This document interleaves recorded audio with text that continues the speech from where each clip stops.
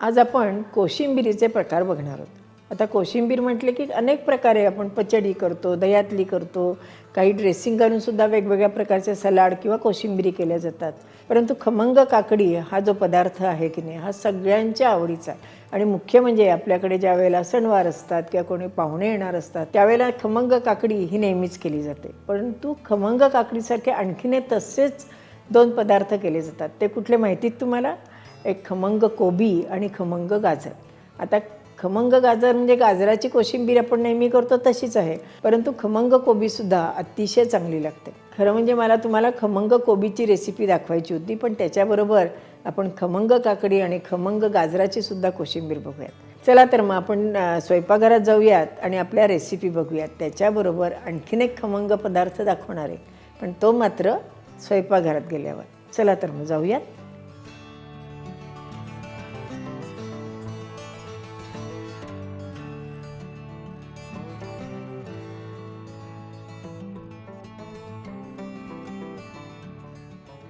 आता आपण पहिल्यांदा खमंग काकडी करणार आहोत. खमंग काकडी करता मी 3 काकड्या आहेत, त्याची सालं काढून किसून घेतली. किसल्यानंतर की त्याच्यामध्ये थोडंसं मीठ घातलं आणि छान काकडी पिळून घेतली, त्यामुळे पाणी जे होतं काकडीचं ते निघून गेलं. आता त्या पाण्याचा उपयोग मी थालीपीठ करण्याकरता किंवा एखाद्या पदार्थामध्ये नक्की वापर करेल. आता याच्यामध्ये आपण थोडंसं मीठ घालूयात. आपण आधी मीठ घातलेलं आहे, त्यामुळे आपण याच्यामध्ये थोडंच मीठ घालणार आहोत. थोडीशी कोथिंबीर, चॉपरमधनं थोडीशी मिरची आपण बारीक करून घेतली, ती आपण याच्यात घातली आहे. 1 चमचाभर दाण्याचा कूट, चवीपुरती साखर, अर्धा चमचा लिंबाचा रस, अर्धा चमचा मोहरी, हिंग आणि थोडीशी हळद घालून केलेली फोडणी. आता ही कोशिंबीर आपण हलवून घेऊयात. या कोशिंबीरीमध्ये आपण ओलं खोबरंसुद्धा घालू शकतो बरं का. आपली खमंग काकडी तयार झाली. गाजराची कोशिंबीर किंवा खमंग गाजराची कोशिंबीर करण्याकरता आपण पहिल्यांदा गाजराचं साल काढलं आणि ते किसून घेतलं. त्याच्यामध्ये आपण चवीपुरतं मीठ घालून घेऊयात, थोडीशी ठेचलेली मिरची, कोथिंबीर, अगदी अर्धा चमचा लिंबाचा रस. आता ही आपण याच्यात अर्धा चमचा साखर घातली. पिठी साखर घातली तरीसुद्धा चालू शकेल. आता याच्यात आपण सुकं खोबरं किसून घेतलं आहे, ते आपण याच्यात थोडं घालणार आहोत. अगदी अर्धा चमचा दाण्याचा कूट, तेल, मोहरी आणि हिंग अशी आपण एक फोडणी तयार करून घेतली आहे, ती आपण 1 चमचाभर ह्याच्यात घालणार आहोत. आणि आपण गाजराची कोशिंबीर हलवून घेऊयात. खोबऱ्या घातल्यामुळे गाजराच्या कोशिंबीरीला छान चव येते बरं का. आपली गाजराची कोशिंबीर तयार झाली. आता आपण खमंग कोबी करणार आहोत. त्याच्याकरता आपण कोबी अशी उभी उभी चिरून घेतली आहे.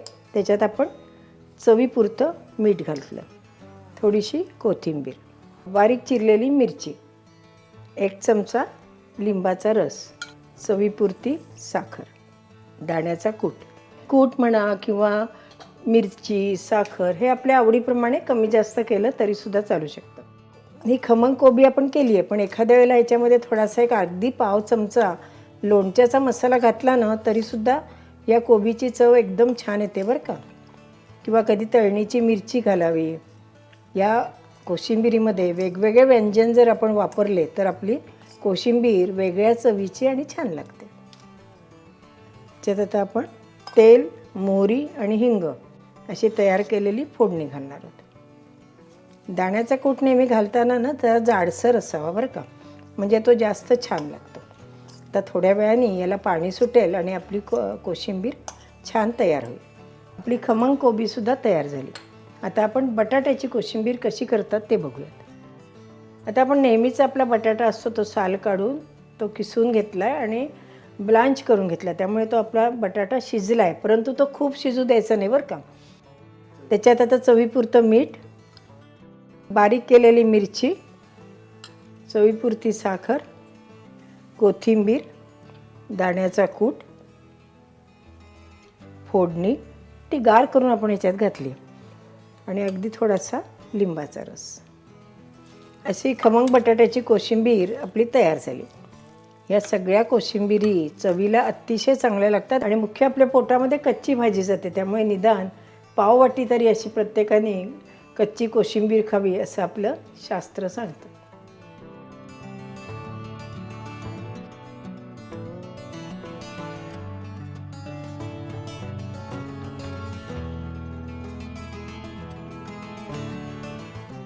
कशा वाटल्या तुम्हाला आजच्या रेसिपी? नक्की आवडतील. आणि मुख्य म्हणजे अशी कोशिंबीर केली की नाही की पोटभरीची होते आणि कच्च्या भाज्या आपल्या पोटात जातात. विशेषतः लहान मुलांना अशा कच्च्या कोशिंबीर खाण्याची सवय लागली की कळत नकळत त्यांच्या शरीराला उपयोग होत असतो आणि आपला हेतू सफल होतो. म्हणून अशा कोशिंबिरी नक्की करा आणि मला अभिप्राय द्यायला विसरू नका. अशाच छान छान सोप्या झटपट होणाऱ्या रेसिपी बघण्याकरता अनुराधा चॅनलला लाईक करा, शेअर करा आणि सबस्क्राईब करा. आणि हो, बेल आयकॉन दाबायला विसरू नका. धन्यवाद.